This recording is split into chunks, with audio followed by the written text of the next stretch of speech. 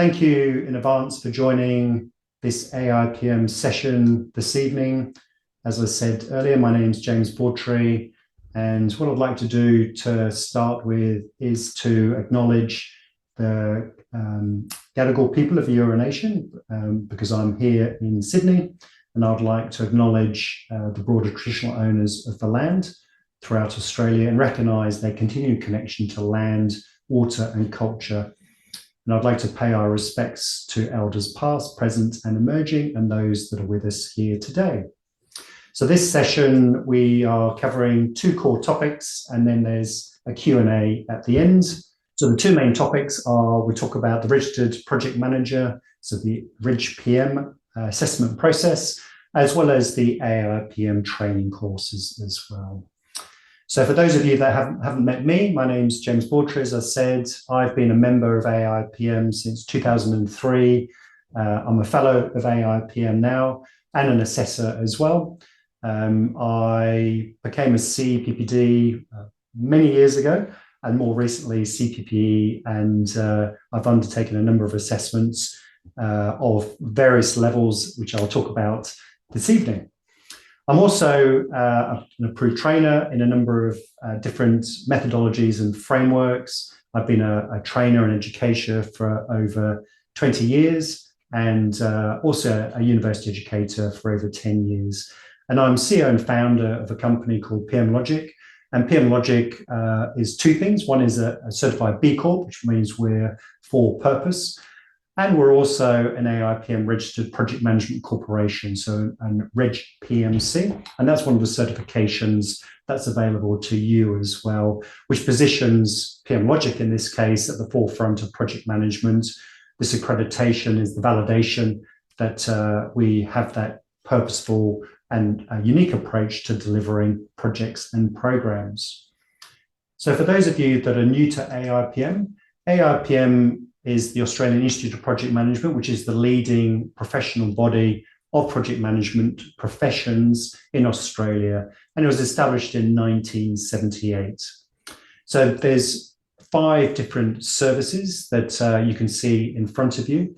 Certifications is the one that we'll be deep diving on this evening, as well as training. And there's 5 levels of certification that's available to you. With the training, they're offered via webinars, workshops, masterclasses, as well as events. There's a number of events, and you've seen, and I've seen, a significant increase in events available throughout different states, online, and also coffee catch-ups, etc., which is great to see. So I definitely encourage you to attend those.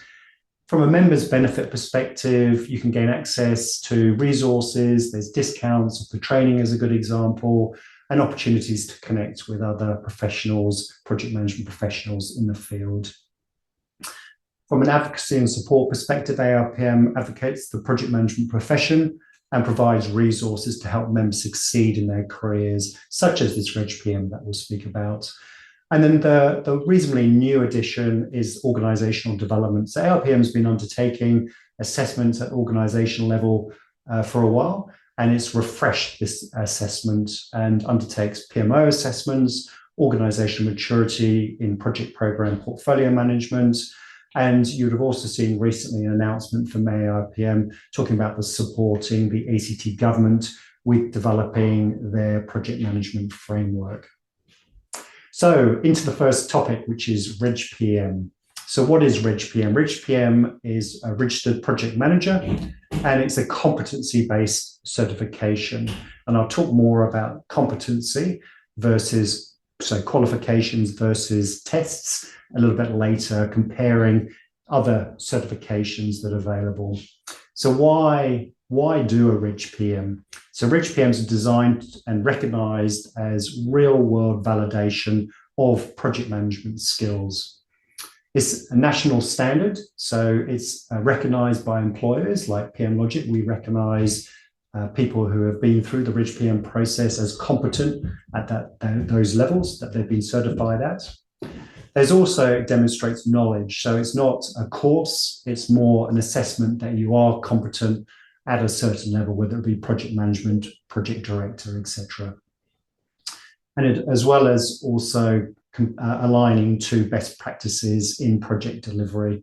So it's agnostic to different methodologies and frameworks. It's competency-based against various units and module areas. So what's in it for you? Why bother doing a Ridge PM? So showing your commitment to ongoing professionalization or professionalism is one. It doesn't stop with getting your Ridge PM, your, say, Certified Practicing Project Manager.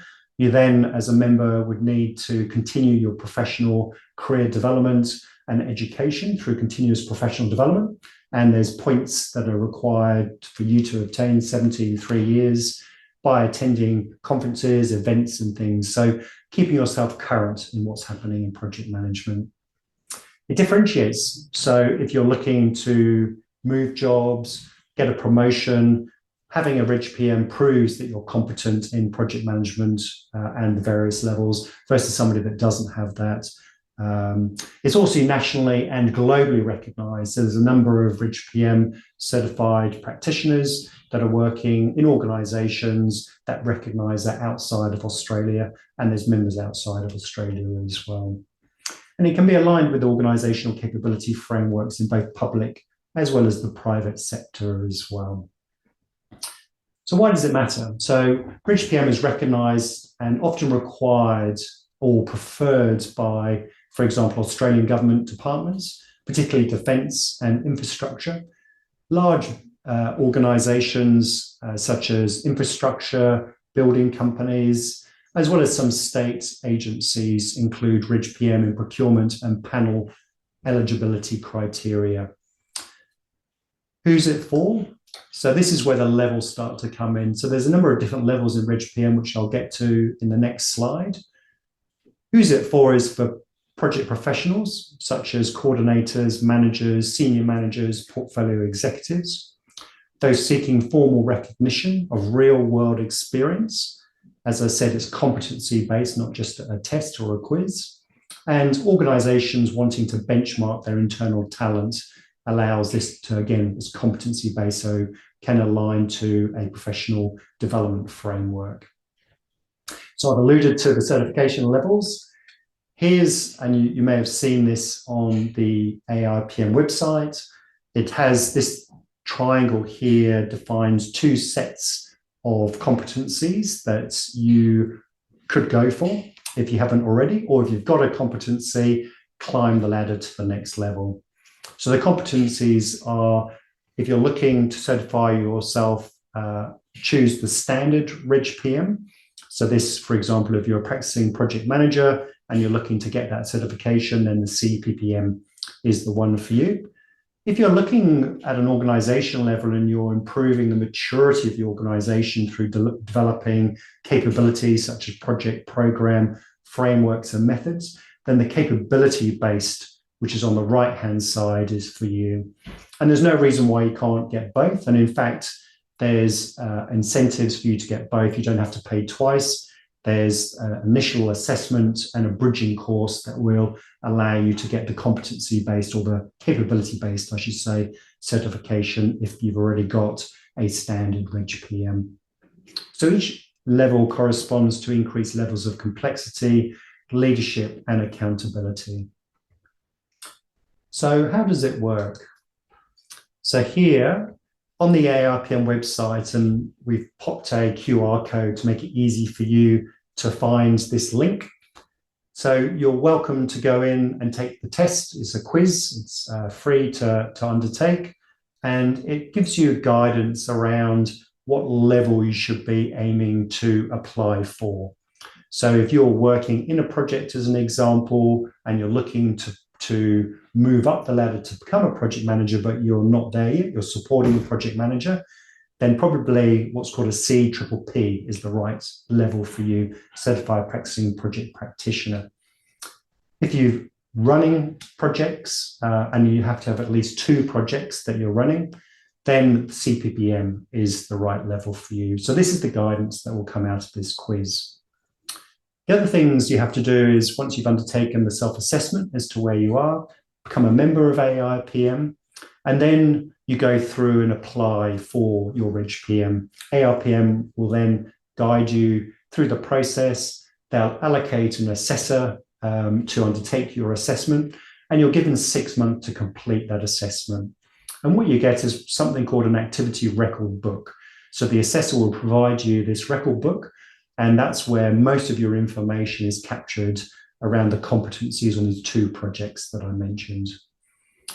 Once you've completed the assessment, and there's probably some interaction with your assessor to give you some help and guidance in completing that activity record book, plus also the evidence, you then will go through a formal interview process where the assessor will ask you to talk through the areas within your activity record book, show the evidence if you can, and then at the end of it, you'll either satisfy or not yet satisfy the criteria. If you're satisfied, then the assessor will then recommend to AIPM that you are awarded the level that you've applied for. If you've not yet satisfied and it's still within the 6 months, there may be some gaps that you can fill, and that's where you work with the assessor to allow you to hopefully reach that criteria. So the Reg PM itself is certified. So when you complete your Reg PM, it's valid for 3 years, and then you go through a recertification process. And as I mentioned, it's important for you to make sure you have that ongoing continuous professional development. So how will AIPM support you through the process? So as I've mentioned, provides you a structured guidance document, this ARB. So it does go into a lot of detail around supporting you with what is expected of you, examples of the type of evidence that typically would be provided, some knowledge areas that you then respond to, and then a candidate's comments area. And that's where most of your information goes, which you'll then cite. Here's what I've done, and here's the examples of the projects that I've done it in ultimately. And as I said, that's the bit that's assessed. So AIPM can also offer targeted training as well. So back to the question, if you do have any gaps in the ability to complete, then a training intervention might be the best way. And you'll see there's a number of different training courses available where you can undertake some training, come back, make sure you implement that training. So it's a competency-based, so it's not theory-based. You need to actually have delivered, whether it be a procurement plan or benefits is another area that is often underdone. So benefit realization plan as an example, you've got to complete one of those and then provide that. The other element I wanted to talk through is the AIPM training.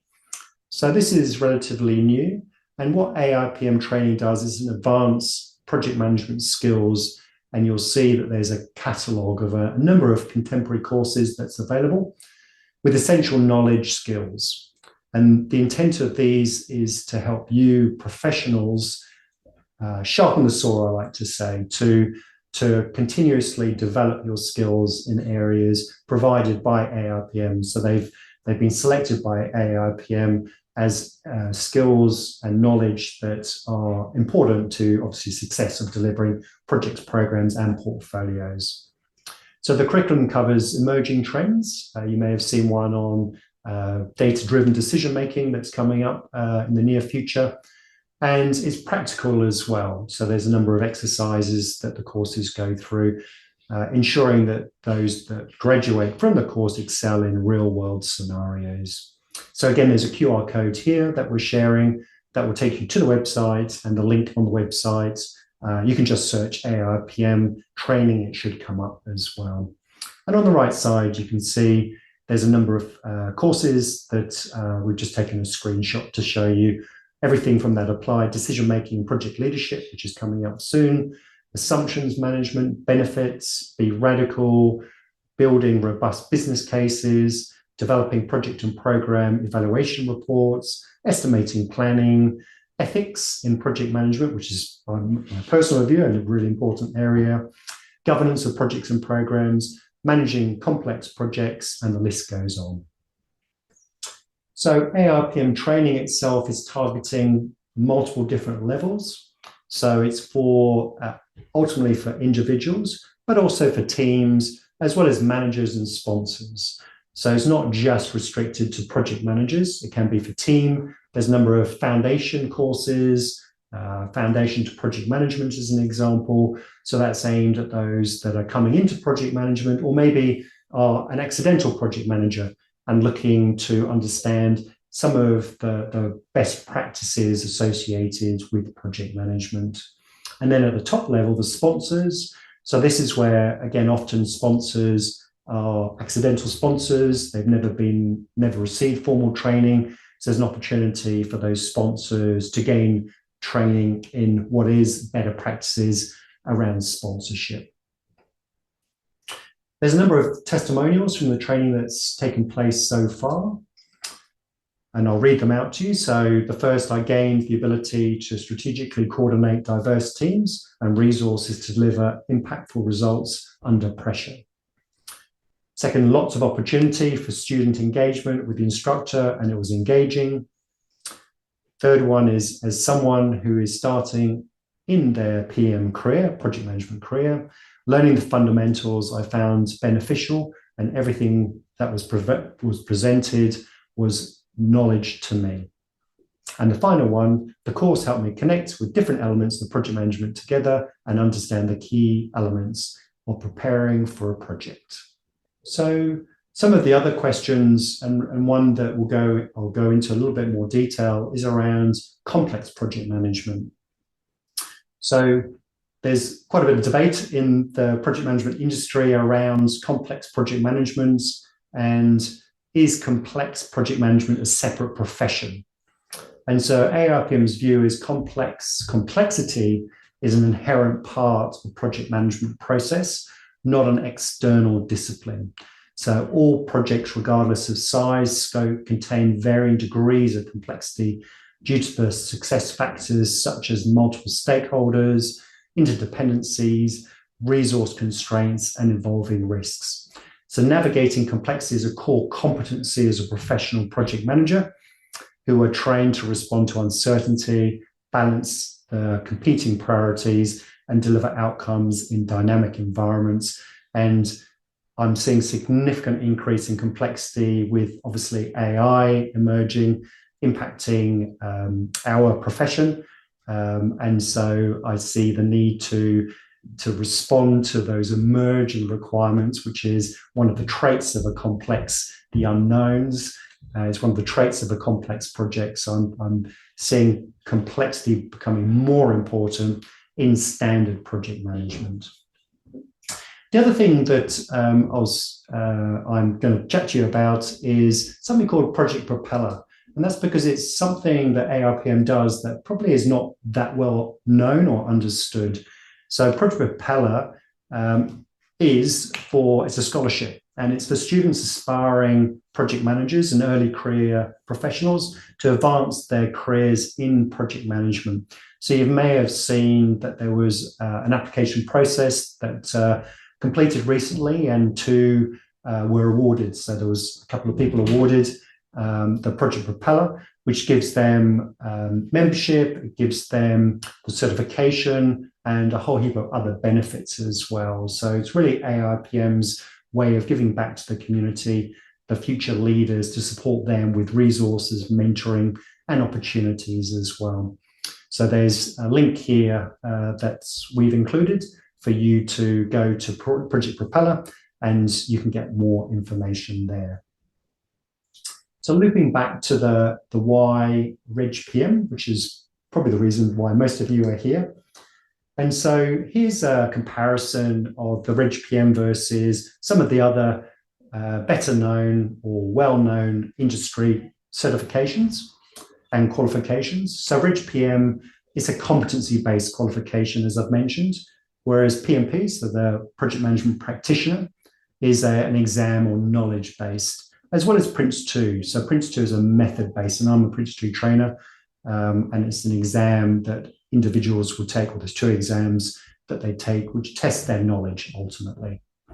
So as I said, the RegPM is a process that is done with looking back at your competency levels, whereas PMP and Prince2 is you learning those new skills and competencies or reinforcing them as you go through a training course. The focus, so RegPM is real world application. and it can apply to any domain. So it's agnostic to the industry you're in. There are Reg PM people that have come from mining, finance, insurance, defense, government, fast FMCG, you name it. So there's no constraints around the industries you're in. It's the application of the project management processes that is assessed. The PMP is against the knowledge areas or performance areas now within the PMBOK 7. And Prince 2 has a structured methodology, again, principle-based like PMBOK, and it's focused around people. From an assessment perspective, the Reg PM is, as I mentioned, it's a portfolio, so you complete your activity record book, and then there's a formal assessment and interview that's undertaken by the assessor, and they'll go through the information that you provided in your ARB, your activity record book, plus view the evidence that you provided as well.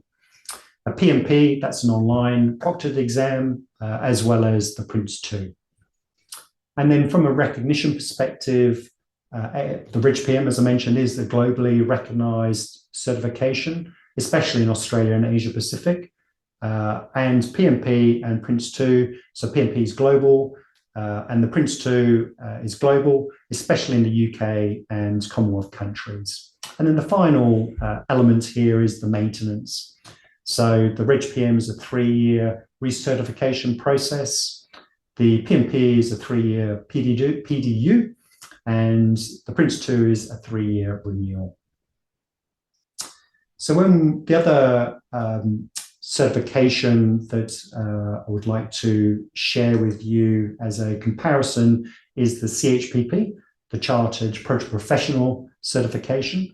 And so what's the difference between Reg PM and CHPP? So the Reg PM, Registered Project Manager, is the Australian benchmark for project management professionals. So the CHPP is the equivalent chartered, and it's commonly recognised in the UK.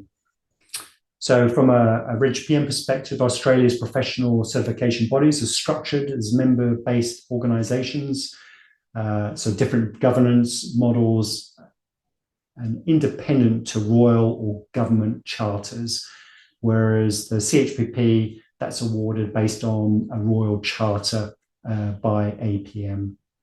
So both represent the highest standards of professional competence, experience, and ethical practice with their respective regions. And that's probably the important point here, that the Reg PM is the dominant certification here in Australia.